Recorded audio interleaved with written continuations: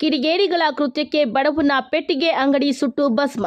ಅಂಗಡಿಯಲ್ಲಿ ಇದ್ದ ಸುಮಾರು 60,000 ಬೆಲೆ ಬಾಳುವ ತಿನಿಸಿ ಪದಾರ್ಥಗಳು ಸಂಪೂರ್ಣ ಬೆಂಕಿಗೆ ಆಹುತಿ.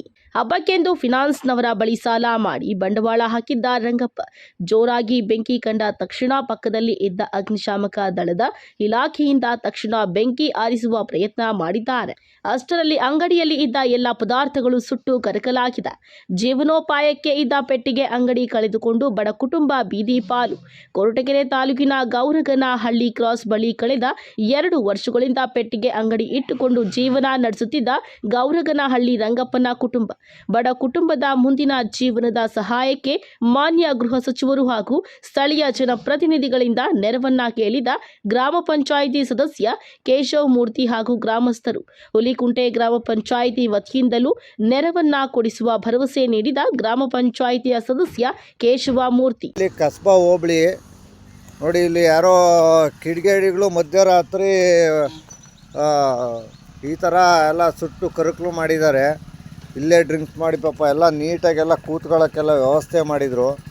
ಗೌರಗನಹಳ್ಳಿ ಕ್ರಾಸು, ದಯವಿಟ್ಟು ಇದಕ್ಕೆ ನ್ಯಾಯ ದೊರಕಿಸ್ಕೊಡ್ಬೇಕಾಗಿ ನಾವು ಗೌರಗನಹಳ್ಳಿ ಜನತೆಯ ಪರವಾಗಿ ಕೇಳ್ಕೊತಾ ಇದ್ದೀವಿ. ನಮ್ಮ ಹೆಸರು ಕೇಶವ್ ಅಂತೇಳಿ ಹುಲಿಕುಂಟೆ ಪಂಚಾಯತಿ ಗೌರಗನಹಳ್ಳಿ ಗ್ರಾಮದ ಸದಸ್ಯರು, ಗ್ರಾಮ ಪಂಚಾಯತಿ ಸದಸ್ಯರು. ನಿನ್ನೆ ಯುಗಾದಿ ಹಬ್ಬ 2 ಗಂಟೆಗೆ ಅವರು ಕೂಡ 3 ಹೆಣ್ಮಕ್ಳು ಹೊಂದಿರುವಂಥ ಮತ್ತು ಲಕ್ಷ್ಮಮ್ಮ ಮತ್ತು ರಂಗನಾಥನ್ ಅವರು ಇವ್ರದ್ದು ಅಂಗಡಿ 3 ಜನ ಹೆಣ್ಮಕ್ಳನ್ನ ಸಾಕೊಂಡು ಅವರು ಮದುವೆಗಳೆಲ್ಲ ಮಾಡಿಕೊಂಡು ಏನೋ ಅವರು ಜೀವನೋಪಯೋಗಕ್ಕೋಸ್ಕರ ಒಂದು ಅಂಗಡಿ ಇಟ್ಕೊಂಡು ಜೀವನ ಮಾಡ್ತಾಯಿದ್ರು. ರಾತ್ರಿ ದುಷ್ಕರ್ಮಿಗಳು ಅಂದರೆ ಯಾರೋ ಮೈಂಡ್ ಸೆಟ್ ಇರಲ್ವಲ್ಲ ಕ್ಲೀನಾಗಿ ಅಂಥವ್ರು ಇವ್ರು ಬಂದುಬಿಟ್ಟು ಬೆಂಕಿ ಇಟ್ಟಿದ್ದಾರೆ. ಅದರಲ್ಲಿ ಸ್ವಲ್ಪ ಕ್ಯಾಶು ಇತ್ತು ಕೂಡ, ಅದರಲ್ಲಿ ಸಣ್ಣ ಪುಟ್ಟ ಸರಕುಗಳು ಅವು ಆಮೇಲೆ ಅಂಗಡಿ ಅಂದಮೇಲೆ ಇದ್ದೇ ಇರುತ್ತಲ್ಲ, ಈ ಅಂಗಡಿಗೆ ಒಂದು 10-15 ಸರಕು ಬಂಡವಾಳ ಹಾಕಿದ್ದಾರೆ. ಇದು ಮಾಡಿ ಪ್ರತಿಯೊಂದು ಸಾಮಾನು ಅದರೊಳಗೆ ಇರೋದೆಲ್ಲ ಸುಟ್ಟೋಗಿದೆ. ಅದರಿಂದ ಇವ್ರಿಗೆ ಬಡವರು ಎಸ್ಪೆಷಲಿ ಅವರು ಬಿ.ಪಿ.ಎಲ್ ಮಾಮೂಲಿ ಬಿಲೋ ಪಾವರ್ಟಿ ಲೆವೆಲ್ಗಿಂತ ಇನ್ನೂ ಕಮ್ಮಿ ಇದ್ದಾರೆ. ಅವರು ಬೆಳಗ್ಗೆ ಇದ್ದರು ಅವರಿಬ್ಬರು ಕೂಲಿ ಮಾಡೇ ತಿನ್ನಬೇಕು, ಅಮ್ಮ ಅಂಗಡಿ ದುಡಿಬೇಕು, ಅವರು ಇದ್ರಲ್ಲಿ ದುಡಿಬೇಕು. ಅದರಿಂದ ಏನು ಜನಪ್ರತಿನಿಧಿಗಳು ನಮ್ಮ ಕ್ಷೇತ್ರದಲ್ಲಿ ಗೆದ್ದಿರುವಂಥ ಡಿ ಪರಮೇಶ್ವರು ಅವ್ರ ಗಮನಕ್ಕಾದರೂ ತಂದು ನಿಮ್ಮ ಪತ್ರಿಕೋದ್ಯಮಿ ಮುಖಾಂತರ ಅವ್ರಿಗೆ ಗಮನಕ್ಕಾದರೂ ತಂದು ನಿಮ್ಮ ವಾಹಿನಿ ಮುಖಾಂತರ ಅವ್ರಿಗೆ ಮುಟ್ಟಿಸೋ ಮುಖಾಂತರ ಅವ್ರಿಗೆ ಏನಾನ ಆರ್ಥಿಕ ಅನುಗುಣವಾಗಿ ಒಂದು ಅಂಗಡಿ ಕೊಡಿಸೋ ಮುಖಾಂತರ ಏನೋ ಅವ್ರ ಆರ್ಥಿಕ ಅವ್ರಿಗೆ ಅನುಕೂಲ ಮಾಡ್ತೀರಾ ಅಂತ ನಂಬಿಕೆ ಇದೆ.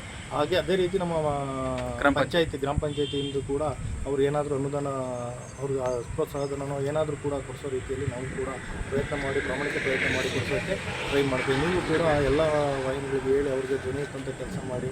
ಈಗ ಅವ್ರಿಗೆ ಅನುದಾನ ಸಿಗುತ್ತೋ ಬಿಡುತ್ತೆ ಸೆಕೆಂಡ್ರಿ, ಆದರೆ ಇಂಥ ದುಷ್ಕರ್ಮಿಗಳಿಗೆ ಒಂದು ಕಡಿವಾಣ ಆಗಬೇಕು.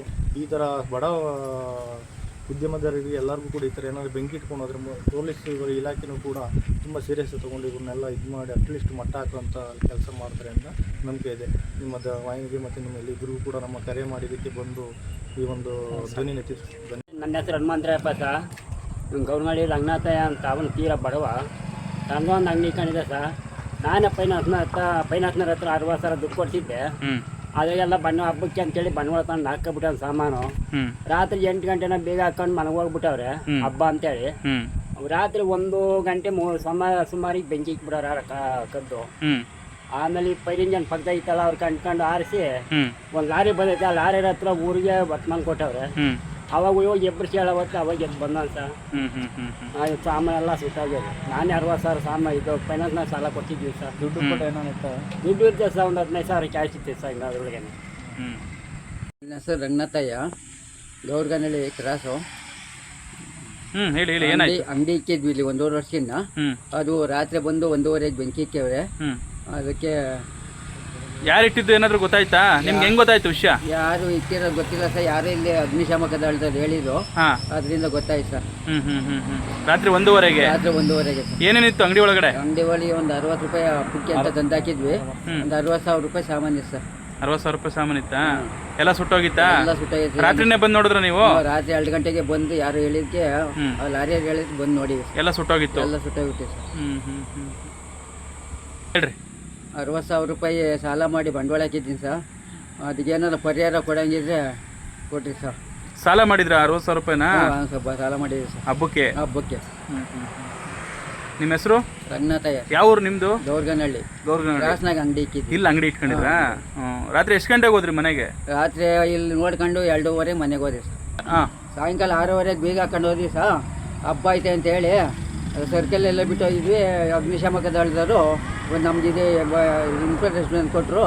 ಅವಾಗ ಬಂದು ನೋಡಿದ್ದಕ್ಕೆ ಎಲ್ಲ ಸುಟ್ಟೋಗಿತ್ತು. ಎಲ್ಲ ಸುಟ್ಟೋಗಿತ್ತಾ? ಹ್ಞೂ ಹ್ಞೂ ಹ್ಞೂ, ಸರಿ ಸರಿ.